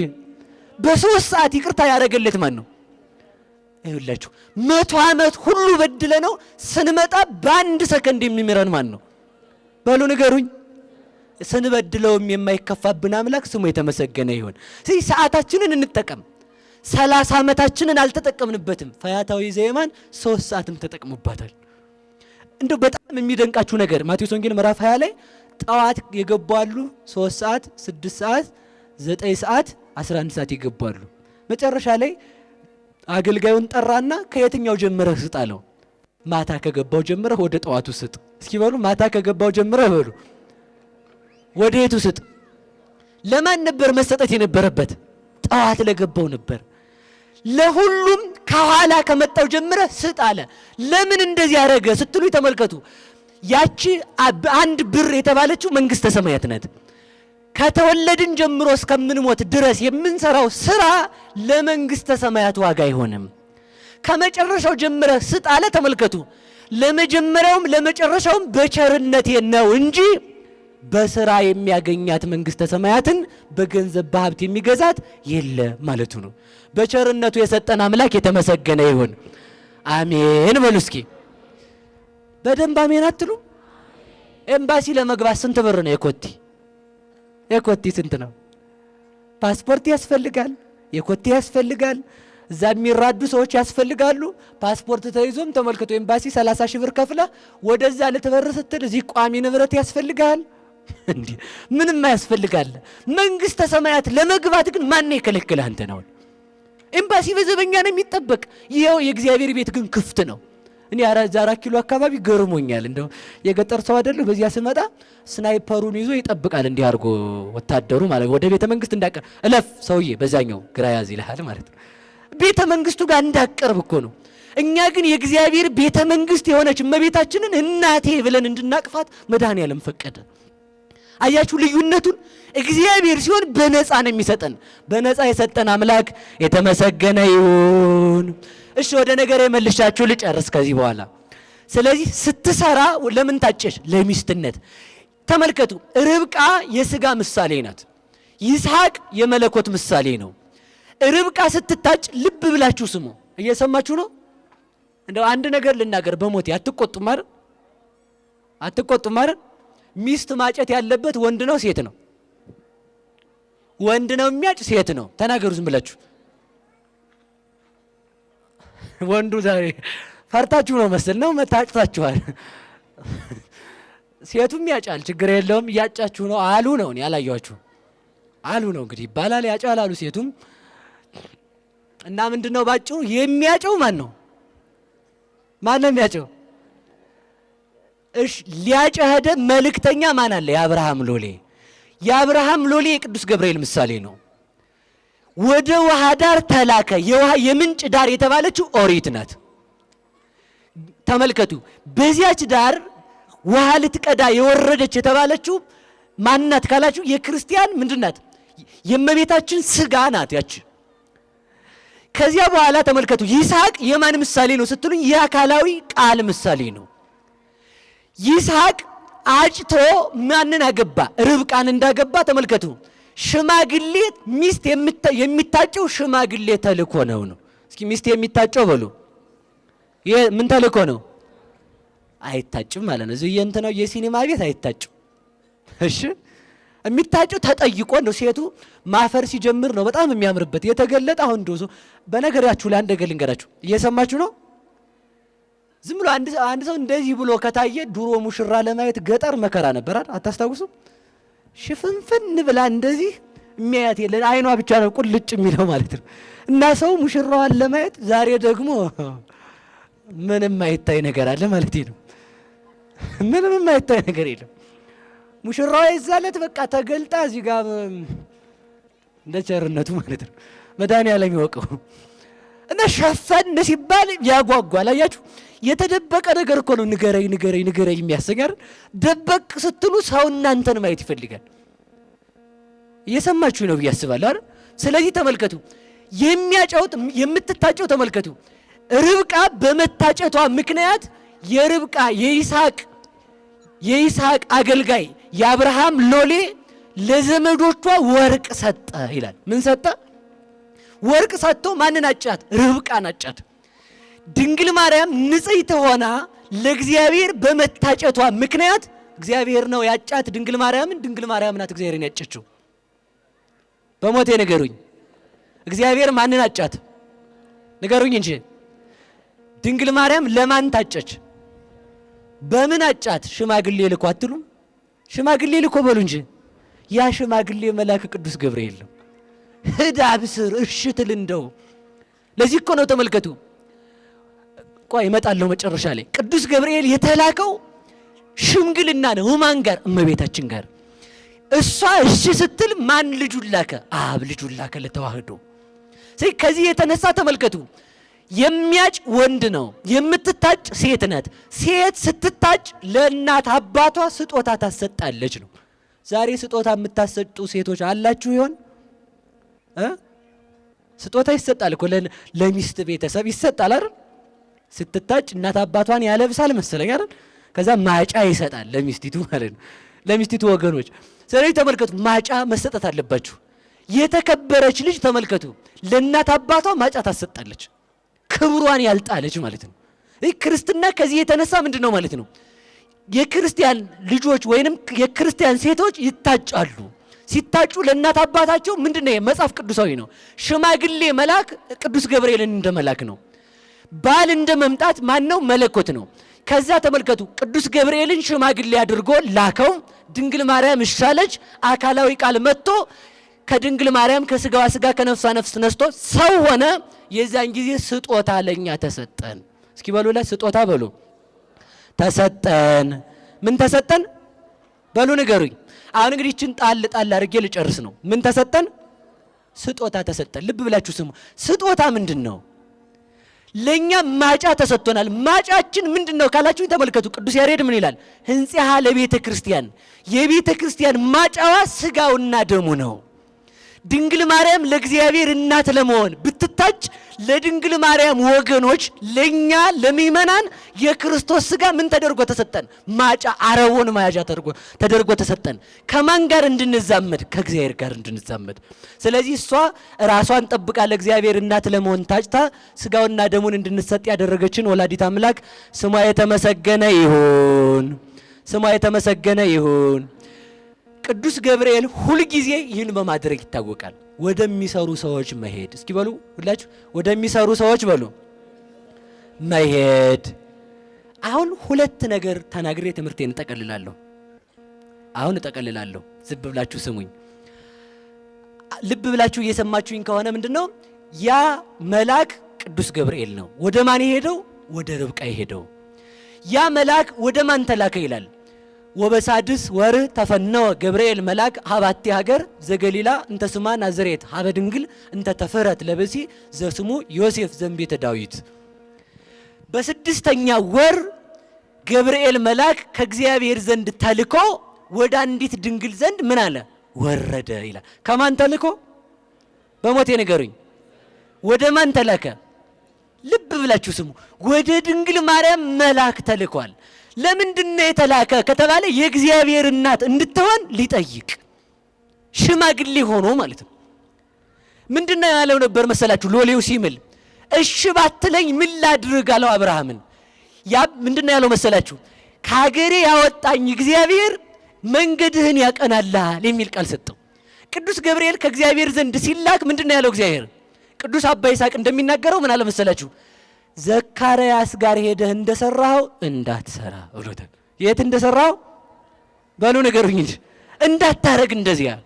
ስለዚህ ምን አድርግ? ሄደህ አሳምናት እንጂ። እንደውም አባ ይስሐቅ ሲናገር ምን ይላል? ሄደህ እንዳታስደነግጣት ጎልማሳ ሰው መስለህ ታያት አለው።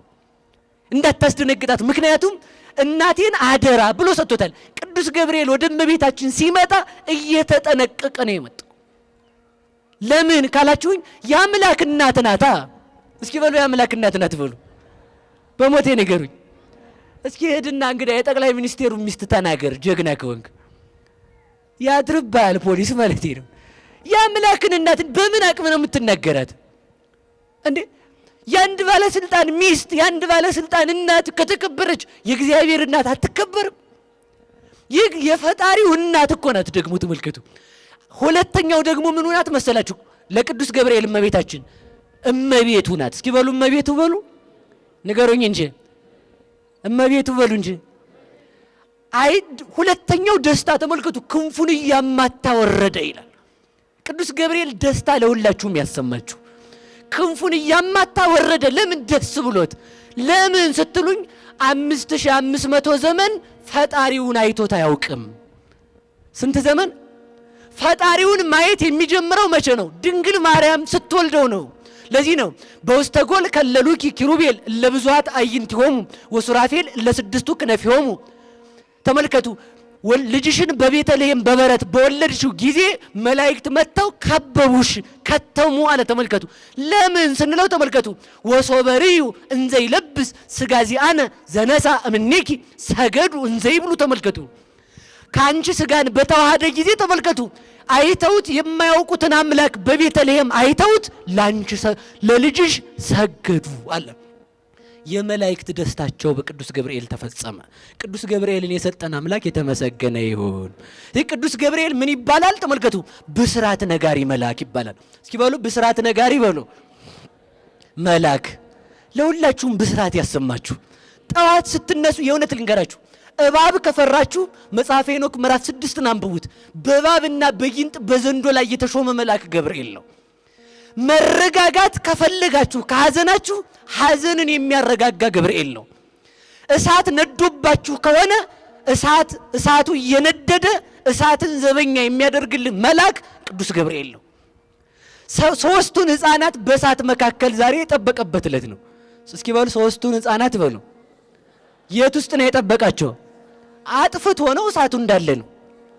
ንገሩኝ፣ በሞቴ ንገሩኝ።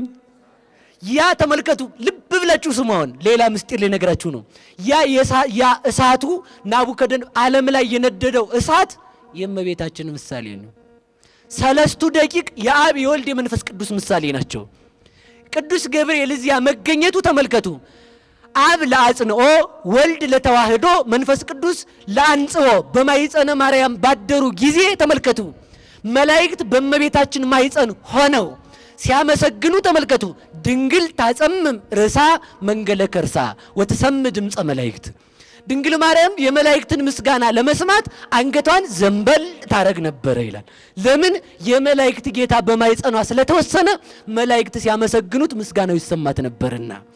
ስለዚህ ተመልከቱ፣ በዚያ በ3 ደቂቅ መካከል ገብርኤል ተገኘ ማለት ምን ማለት ነው?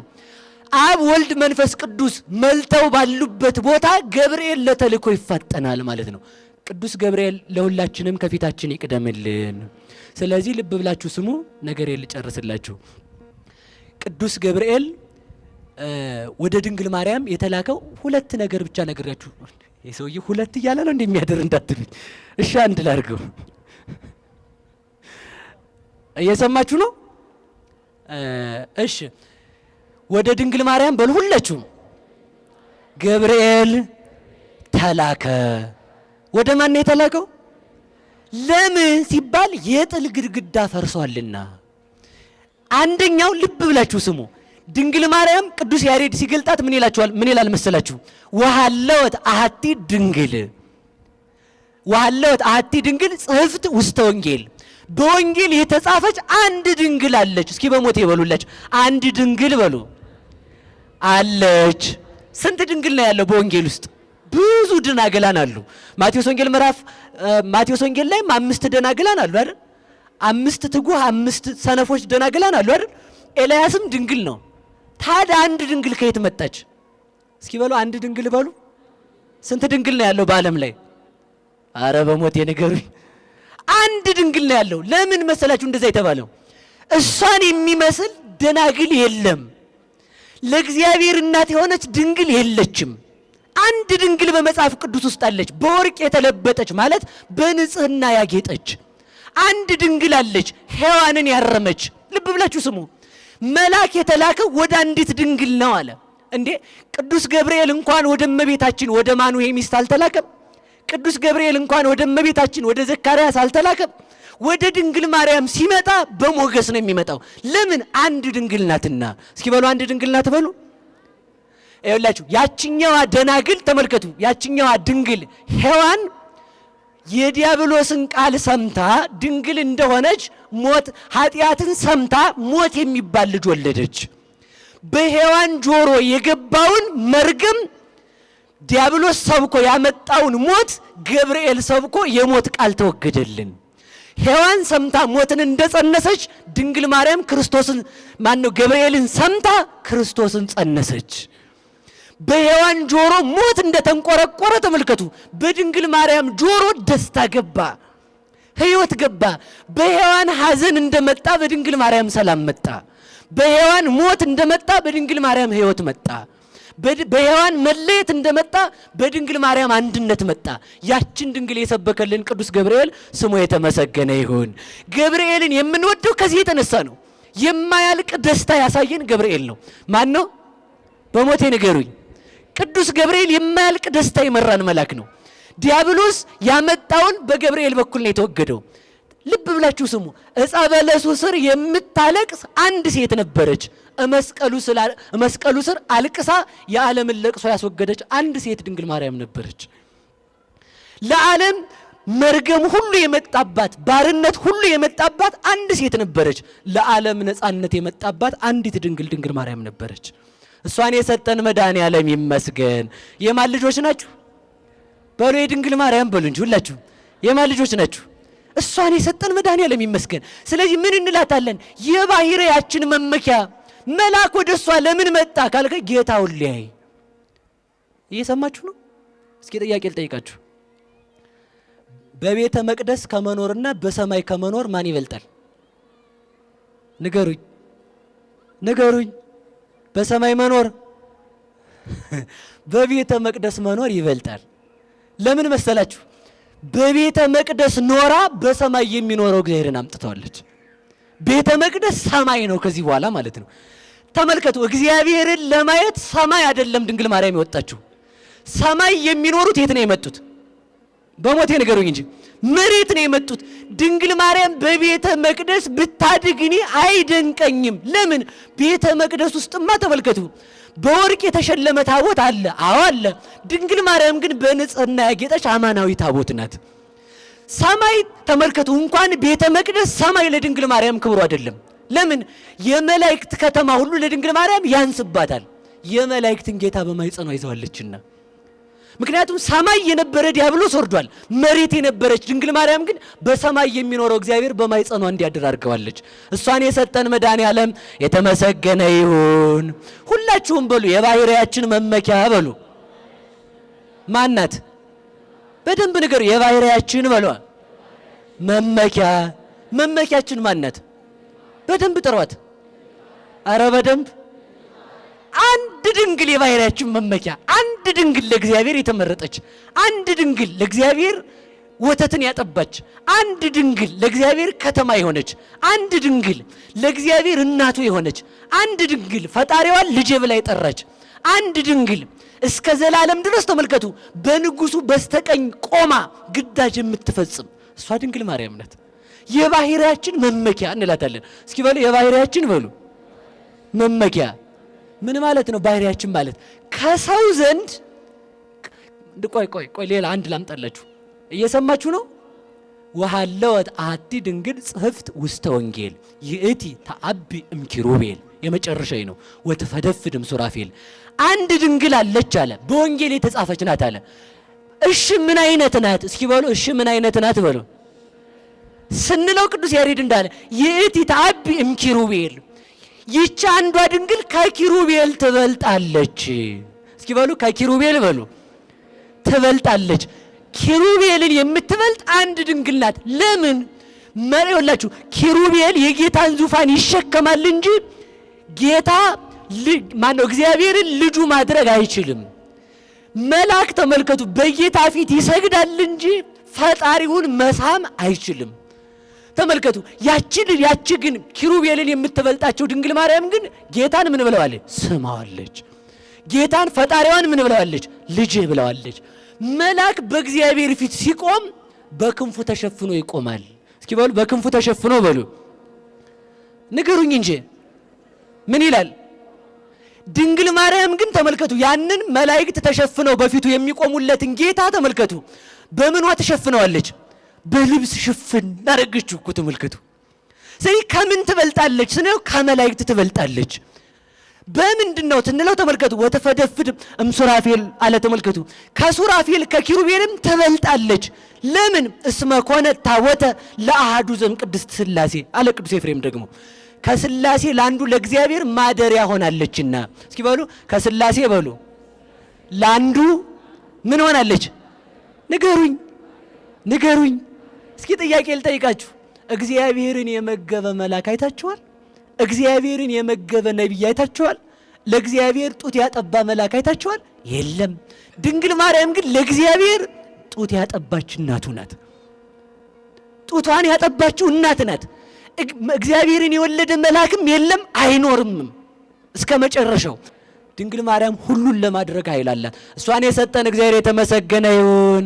ወሃለወት አሐቲ ድንግል አለ መልሶ ደግሞ ተመልከቱ ወሃለወት አሐቲ ድንግል ዘሐረያ አማኑኤል አማኑኤል የመረጣት አንድ ድንግል አለች። እስኪ በሉ አማኑኤል የመረጣት በሉ ስንት ድንግል አለች? ስንት ድንግል አለች? ምን አይነት ናት ስንለው ተመልከቱ ወትትኬለል በአክናፈ መላእክት ትትኬለል ዲበ መንበረ ስብሐት ትነብር በመላእክት ክንፍ የምትጋረድ በክብር ዙፋን ላይ የምትቀመጥ ናት አለ ቅዱስ ዳዊት። ምን ብሎ ተናግሯል? ንግስቲቱ በወርቅ ልብስ ተሸፋፍና በምን ትቆማለች? በፊት። ወርቅ የተባለው ንጽህናዋ ነው። ፊት የተባለው ተመልከቱ ልጇን ምን ብላ ትጠራዋለች? እፊቷ እያየች ፈጣሪዋን ልጅ ብላ በባለሟልነት ትጠራዋለች።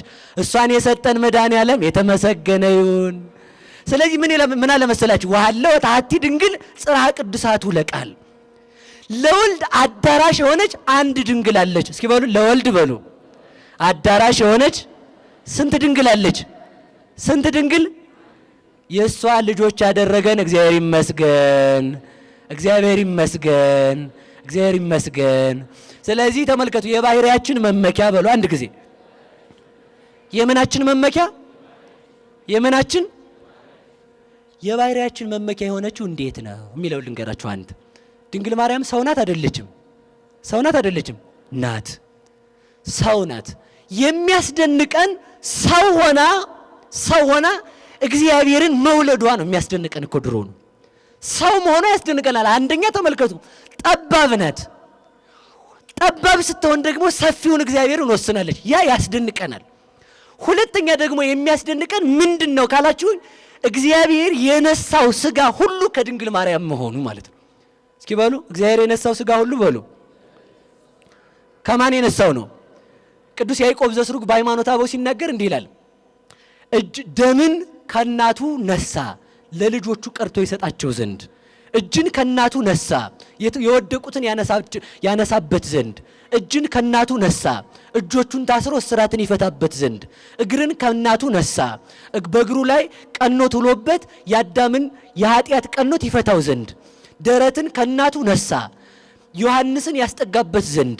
ምራቅን ከእናቱ ነሳ አይነ ስውሩን እንትፍ ብሎ ጭቃውን አብክቶ ቀብቶ የአይነ ስውሩን አይን ያበራበት ዘንድ። ቃልን ከእናቱ ነሳ ቃል ያለው ቃል የሆነ አካላዊ ቃልን ከእናቱ ነሳ አልዓዛር ከመቃብር ውጣ ብሎ ይጠራበት ዘንድ። ቃልን ከእናቱ ነሳ ዓለምን ወደ ወንጌል ወደ መንግሥተ ሰማያት ይጠራበት ዘንድ ብሎ ይነገራል። ይህ ሁሉ ክርስቶስ በሥጋ የነሳቸው አካሎች ሁሉ ከድንግል ማርያም የወሰዳቸው የነሳቸው ናቸው። ስለዚህ ከሷ ከፍሎ ተዋህዶ ሰው ሆኖ ያዳነን አምላክ ስሙ የተመሰገነ ይሁን። ይህንንም የገለጠልን ቅዱስ ገብርኤል ስሙ የተመሰገነ ይሁን። እስኪ ቅዱስ ገብርኤል በሉ አንድ ጊዜ። ማን አላችሁ? ማን አላችሁ? ድንግል ማርያም ከኛ ጋር ስትሆን ማን ይመጣል? ተመልከቱ። ቅዱስ ገብርኤል የኪዳኑ መልአክ ይባላል። እግዚአብሔር ዓለምን ሳይፈጥር አስቀድሞ የገባው ቃል ኪዳን ሲፈጸምም ሲጀመርም ሲፈጸምም ያንን ብስራት የነገረን ቅዱስ ገብርኤል ስለሆነ ቃል ኪዳናችሁ እንዲጸና ለቅዱስ ገብርኤል ንገሩት።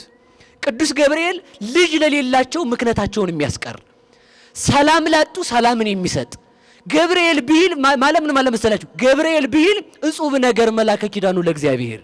ገብርኤል ማለት ድንቅ ነገር የእግዚአብሔር የኪዳኑ መልአክ ማለት ነው። እስኪ በሉ ገብርኤል ማለት በሉ ድንቅ ማለት ነው። እስኪ ድንቅ በሉ ድንቅ በሉ እንጂ ድንቅ ማለት ተመልከቱ። ይሄን ተመልከቱ።